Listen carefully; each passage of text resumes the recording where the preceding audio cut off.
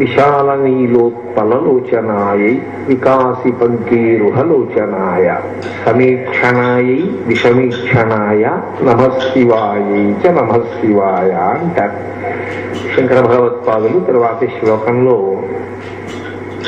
విశాల నీలోత్పలలోచనాయై అమ్మవారి యొక్క కళ్ళని లేదా లోచనాయ అన్నారు కాబట్టి చూపులను వర్ణిస్తున్నారు.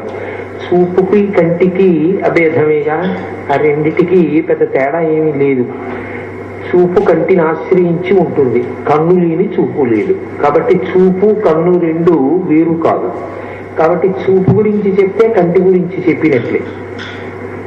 విశాల నీలోత్పలలోచనాయై అమ్మవారి కన్నులు ఎలా ఉంటాయి అన్నది చెప్తున్నారు. ఆ కన్నులను ఆ చూపులను వర్ణిస్తున్నారు. విశాల నీలోత్పల విశాలమైనటువంటి కన్నులు ఆవిడివి. అవి నీలోత్పలముల వలె ఉన్నాయి. నీలోత్పలము అంటే నల్ల కలువ అని అర్థం. నల్ల కలువ బాగా వికసించి ఉంటే ఎలా ఉంటుందో అలా ఉన్నాయి. ఇక్కడ మీరు ఒక విషయాన్ని జ్ఞాపకం పెట్టుకోవాలి. కన్ను బాగా తెరిచి ఉందనుకోండి, అది కోపానికి కూడా కారణమే. ఎందుకనంటే సాధారణంగా కన్ను మామూలుగా కొంత తెరిచి తెరవనట్టుగా ఉంటే సాధారణ స్థితిలో ఉందని గుర్తు. అలా కాకుండా అనున్నాయనుకోండి ఏదో కొంచెం కోపం వచ్చినట్టుగా ఉంటుంది. విశాల శబ్దము చేత బాగా తెరువబడిన కన్నులు అని మీరు ఊహించకూడదు అక్కడ. విశాల శబ్దం కాశీ పీఠాధిష్టాన దేవతని జ్ఞాపకం చేయడం. విశాలాక్షి విశాలాక్షి అన్న శబ్దానికి అర్థం ఏమిటంటే శంకరుల ఉద్దేశ్యం ఏమి అనగా బాగా తెరుచుకున్న కన్నులున్నది అని కాదు. అలా చెప్పకూడదు కూడా. అమ్మవారి విషయంలో అసలు చెప్పకూడదు. ఎందుచేత అంటే కన్నులు అంత తెరిస్తే అది ఖచ్చితంగా కోపంగా ఉంది అని గుర్తు. అలా లేకపోతే ఆశ్చర్యచకితమైపోతే కొంతవరకు కన్నులు అలా ఉంటాయి. బాగా తెరుచుకునేది ఎప్పుడు అంటే కోపంగా ఉన్నప్పుడే కళ్ళు ఇలా తెరుచుకుంటాయి. అందుకని శంకరులు విశాల శబ్దాన్ని ఆయన బాగా తెరుచుకున్న కన్నులున్నది అన్న అర్థంలో ప్రతిపాదించారు అని మీరు అనుకోకూడదు. విశాల అన్నదానికి అర్థం ఏమిటి అంటే అదిగో పక్కన ఉన్నటువంటి లోచనాయ అన్నదాంతో కలిపి చూసినప్పుడు ఏమర్థం అవుతుందంటే చాలా దీర్ఘమైన దృష్టి కలది అన్నది అర్థం. చాలా దూరము చూడగలిగినది. ఎంత దూరము చూస్తుంది. ఎందుకంటే చూపుకి ఒక హద్దు ఉంటుంది, అది దాటి స్పష్టంగా చూడలేము మనం. అందుకే విరాట్ పురుషుని యొక్క అంగ ప్రత్యంగములను చెప్పేటప్పుడు శాస్త్రములతో చెప్పేటప్పుడు దాన్ని జ్యోతిష శాస్త్రము విరాట్ పురుషుని యొక్క కన్ను అని చెప్తారు. కన్ను ఉన్నదనుకోండి దూరంగా ఉన్నది కనపడుతుంది. దేవాలయంలో నిలబడి అదిగో చూశావా శిఖరం అన్నాను అనుకోండి, ఎవరు చూడగలరు? దూరంగా ఉన్న దేవాలయ శిఖరం కనపడేది కన్నులు ఉన్నవాడికి. కన్నులు లేనివాడికి శిఖరం ఎలా కనపడుతుంది? కనపడదు. జ్యోతిషము ఏం చూస్తుంది అంటే ఇప్పుడున్నది కాకుండా దూరంగా ఉన్నదాన్ని, అంటే జరగబోయేదాన్ని చూస్తుంది. చూడగలిగిన శక్తి ఉన్నది జ్యోతిష శాస్త్రం. అందుకే విరాట్ పురుషుని యందు జ్యోతిష శాస్త్రం ఎక్కడుంటుంది అంటే నేత్రస్థానమై ఉంటుంది.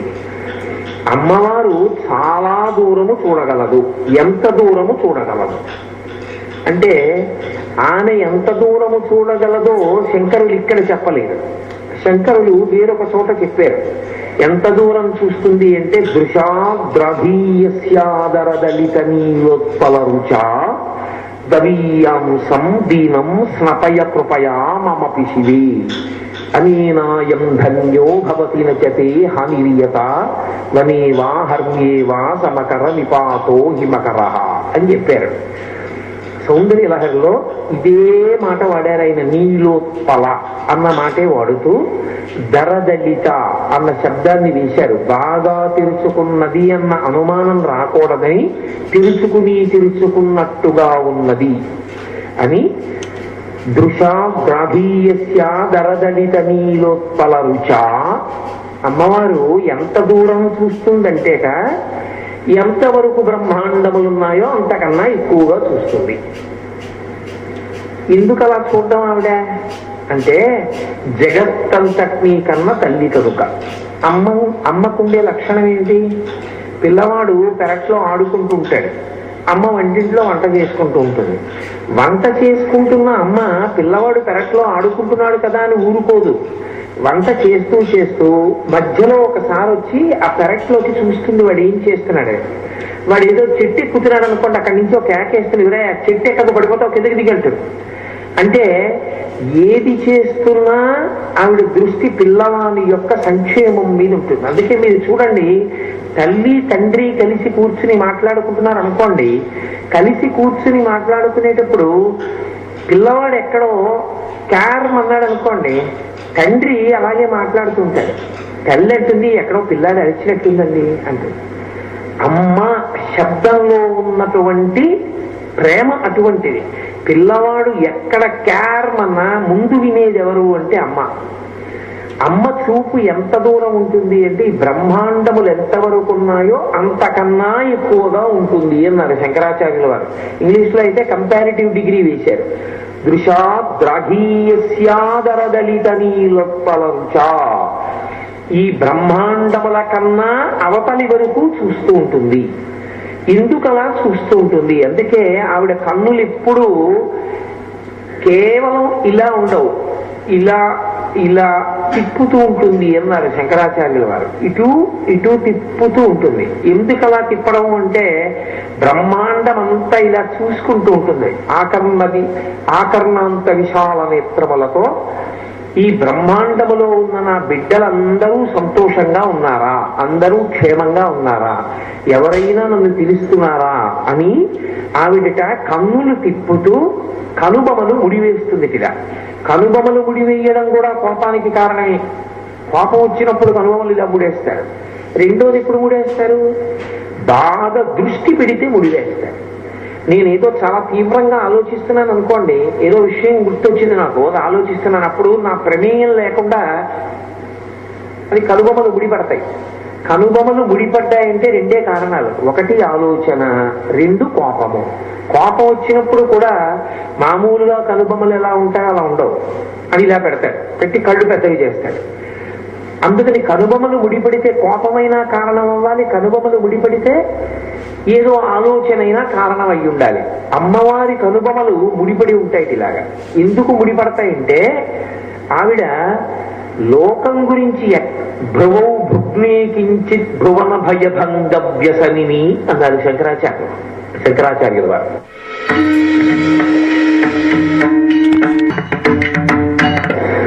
భువన భయభంగ వ్యసనిని. ఆమెకి ఎప్పుడూ ఆలోచనట. ఏమిటి ఆలోచన అంటే, ఎవరైనా నా పిల్లలు అమ్మా అని పిలుస్తున్నారా, పిలిస్తే నేను చూడాలి కదా, అందుకని అమ్మా అంటారేమోనని ఇలా పెట్టి అదే దృష్టి పెట్టి ఉంటుంది. ఎవరైనా పిలుస్తారేమో అని వింటూ ఉంటుంది.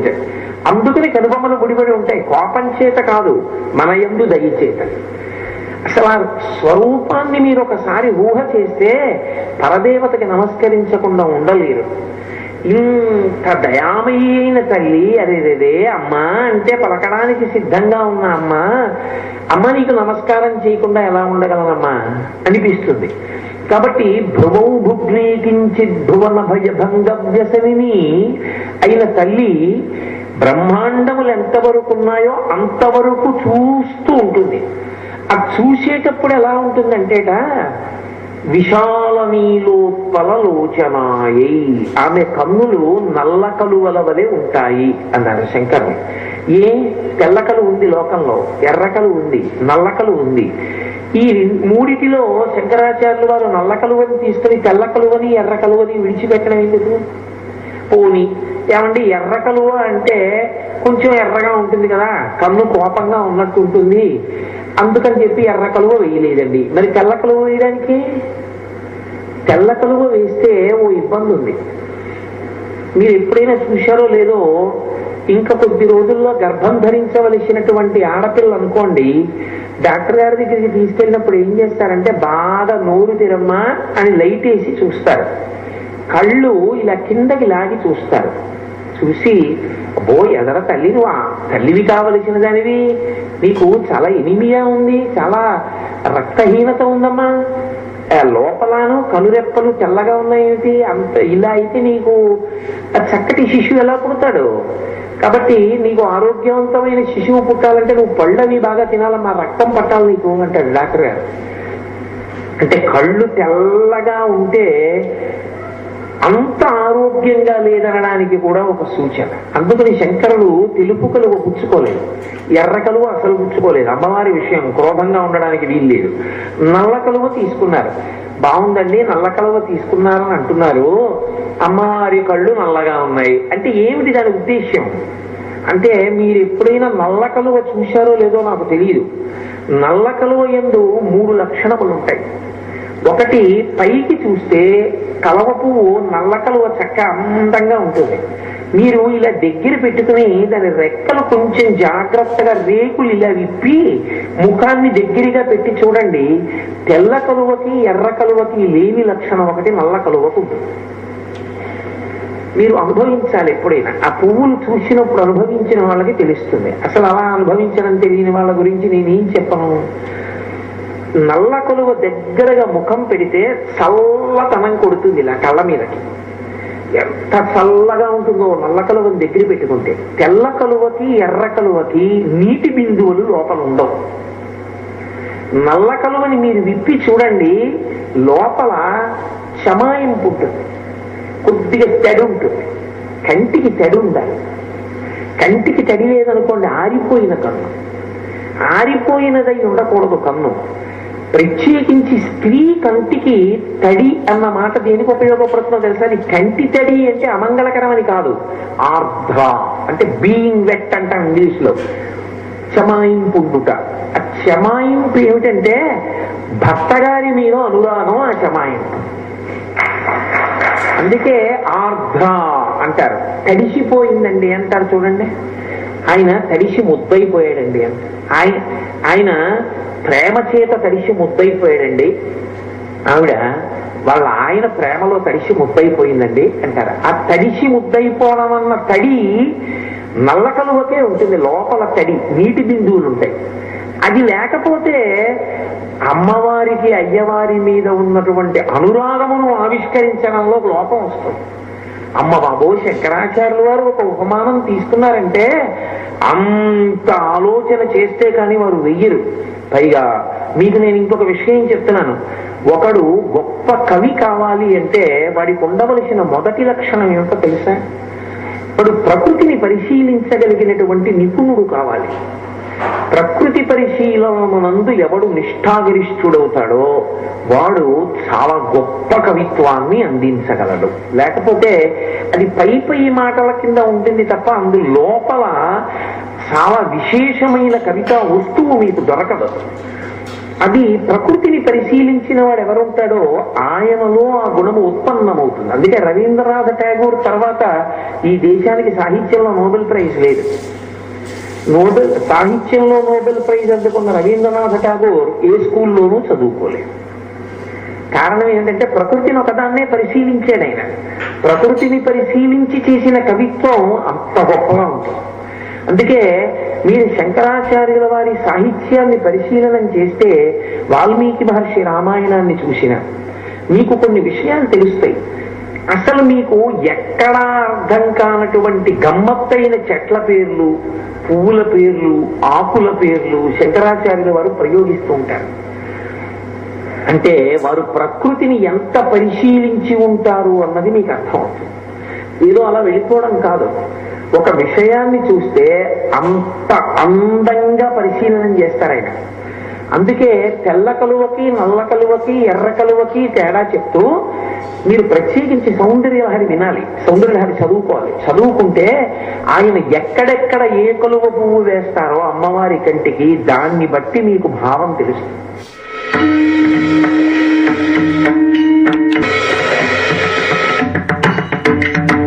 తెల్ల కలువకి నల్ల కలువకి ఎర్ర కలువకి తేడా చెప్తూ మీరు ప్రత్యేకించి సౌందర్యలహరి వినాలి, సౌందర్యలహరి చదువుకోవాలి. చదువుకుంటే ఆయన ఎక్కడెక్కడ ఏ కలువ పువ్వు వేస్తారో అమ్మవారి కంటికి దాన్ని బట్టి మీకు భావం తెలుస్తుంది. అంత లోతుగా ఉంటుంది. ఉపమానం వేస్తే మీరు ఎక్కడా ఇంకా పక్కకి తీయలేరు. అన్ని లక్షణములు ఆ కంటిలోకి వచ్చేస్తాయి అంతే. అంత గొప్పగా తీసుకొచ్చేస్తారు ఆయన. అందులో ప్రత్యేకించి మీరు దేని గురించి చెప్పండి, ఇబ్బంది ఉండదు. ఏదో ఒక ఉపమానం వేసి సరిపెట్టే ప్రయత్నం చెయ్యొచ్చు. కన్నుల విషయంలో చాలా జాగ్రత్తగా ఉండాలి. ఎందుకనో తెలుసా? కన్నులు ఒక్కటే నవరసములను ఆవిష్కరిస్తాయి. శరీరంలో మిగిలిన ఏ అవయవమో నవరసములను ఆవిష్కరించదు. ఏదో నాకు కోపం వచ్చిందనుకోండి, ఇలా అంటాను, నా చెయ్యి చెప్తుంది. నాలో ఏదో ఆశ్చర్యరసము ఆవిర్భవించిందనుకోండి, నా చేతి ద్వారా తెలియదు. కానీ శృంగార రసం నుంచి, బీభత్సం నుంచి, రౌద్రరసం, కరుణారసం అన్ని కళ్ళలోంచే పైకి తెలుస్తాయి. అందుకే శంకరాచార్యులు వారు సౌందర్యలహరిలో అమ్మవారి కళ్ళలోంచి పైకి వచ్చేటటువంటి నవరసములను చెప్పవలసి వస్తే ఇంకొక అవయవంతో చెప్పలేదు, కళ్ళ మీదే చెప్పారు. శివే శృంగారార్ధ్ర అన్నారు అక్కడ. శివే శృంగారార్ధ్ర. ఆర్ధ్ర అంటే తడి. ఆవిడ కంటికి తడి ఉంది. ఏమా తడి? శివే శృంగారార్ధ్ర. పరమశివుని యందు ఆమెకి ఉన్నటువంటి ప్రేమయే ఆ కంటికి ఉన్నటువంటి తడి. ఆవిడ తడిపేస్తుంది పరమశివుణ్ణి. ముద్దైపోతాడంతే. ఆమె ప్రేమలో తడిసి ముద్దైపోతాడు. ఆ ప్రేమలో తడిసి ముద్దైపోయేటట్టుగా అమ్మవారి కన్నులలోంచి ఆవిష్కృతమయ్యేటటువంటి ఆ ప్రేమ, ఆ శృంగార రసము ఆమె కంటి యందు ఉండేటటువంటి ఆ చమాయింపు, ఆ తడి, దాన్ని అమంగళకరంగా తీసుకోకూడదు. ఏదో కన్నీటి బిందువులన్న భావన కాదది. కంటికి ఉండవలసిన లక్షణం. కన్ను ఆరిపోయిందనుకోండి, అది ప్రమాదహేతు. కన్నెప్పుడు తడిగా ఉండాలి. కన్నెప్పుడు చమాయింపుతో ఉంటుంది. ఉంటేనే కన్ను ఆరోగ్యంగా ఉంటుంది. ఒక్క నల్ల కలువకి మాత్రమే ఆ నీటి బిందువులు ఉంటాయి. కాబట్టి నల్ల కలువకి చల్లదనం ఉంటుంది. నల్ల కలువకి మీకు చల్లదనాన్ని ఇచ్చేటటువంటి లక్షణం ఉంటుంది. నల్లటి కలువ దగ్గరికి వెళ్ళి మీరు వెడితే మీకు చల్లగా హాయిగా ఉంటుంది. అందుకే చూడండి, రాత్రి పడుకోబోయేటప్పుడు ఎవ్వరూ ఎర్రటి లైటు లేక పచ్చటి లైటు ఇలాంటివి వేసుకోరు. నీలంగా ఉండే లైట్ కానీ అటువంటివి వేసుకుంటారు. ఎందుకని అంటే కంటికి చల్లగా ఉంటుంది. పడుకున్నప్పుడు తొందరగా నిద్ర వస్తుంది. కంటిని ఇబ్బంది పెట్టదు అది. అంటే అమ్మవారి చూపులు ఎప్పుడూ నల్లగా ఉంటాయని గుర్తు. నల్లగా ఉండడం అంటే చల్లగా ఉండడం. నల్లతనం చల్లతనం కలిసి ఉండేది రెండిటిలో ఉంటుంది. ఒకటి నీరు నిండిన మేఘమునందు. కురిసేసిన మేఘంలో ఉండదు. మళ్ళీ అది శరత్కాల మేఘం అంటారు. అది తొందరగా వెళ్ళిపోతుంది, చాలా వేగంగా వెళుతుంది. నిండు గర్భిణి ఎలా నడిచి వస్తుందో అలా నడిచి వచ్చేటటువంటి మేఘం నీరు నిండినటువంటి మేఘం. జల్లదన్నికటే అంటారు శంకరులు. నీరు నిండిన మేఘం అలా ఉంటుంది. అందుకే శంకరులు ఎప్పుడైనా చెప్పవలసి వస్తే ఒక మాట చెప్తారు. పరమశివుడు ఎటువంటి వాడంటేట మగనెమలి లాంటి వాడు. అమ్మవారు ఎటువంటిదంటేట నల్ల మబ్బు లాంటిది. నల్ల మబ్బు కనపడింది అనుకోండి, మగనెమలి ఏం చేస్తుందంటే చాలా సంతోషాన్ని పొందుతుంది. అప్పటి వరకు అది మామూలుగా తిరుగుతుంటుంది. ఇప్పుడు విప్పదు, పింఛం విప్పదు, అది ఆట ఆడదు. దాంట్లో మనసు ప్రహృష్టం అవడం అన్నది ఏమి ఉండదు. ఏదో ఎరుపు తింటూ ఉంటుంది, తిరుగుతూ ఉంటుంది. నల్లని మబ్బులు వస్తాయి. నల్లని మబ్బులు చూడగానే మగనెమలికి ఎంత సంతోషం కలుగుతుందంటే ఇంత పింఛాన్ని విప్పేస్తుంది. విప్పేసి నల్ల మబ్బుని చూస్తే చాలు క్రాంఖణం చేసి ఆడుతుంది. శంకరాచార్యులు వారు పరమశివుణ్ణి అన్నారు, నువ్వు మగ నెమలి లాంటి వాడివి, మా అమ్మ నల్ల మబ్బు లాంటిది అన్నారు. అమ్మవారు నల్లగా ఉంటుంది కదా, నారాయణి కాళి. నల్లగా ఉన్న అమ్మవారిని నల్ల మబ్బుతో పోల్చారు. ఎందుకంటే నీరు నిండిన మేఘం చల్లతనం నల్లతనం కలిసి ఉంటుంది. అది కురుస్తుంది. కురిస్తే లోకాలకన్నిటికీ శాంతి కలుగుతుంది, అన్నం దొరుకుతుంది. ఆ నల్లతనం చల్లతనం కలిసి ఉండేది నీరు నిండిన మేఘంలో ఉంటుంది, నల్ల కలువలో ఉంటుంది. అందుకే శంకరులు ఎక్కడైనా పోలిక వేస్తే అమ్మవారిని నల్ల మబ్బుతో పోలుస్తారు. అందుకే కృష్ణ భగవానుడు విష్ణు స్వరూపం నల్లటి మబ్బులో ఉంటారు. కారణం ఏమిటంటే ఆ నల్లతనం చల్లతనం కలిసి ఉంటాయి.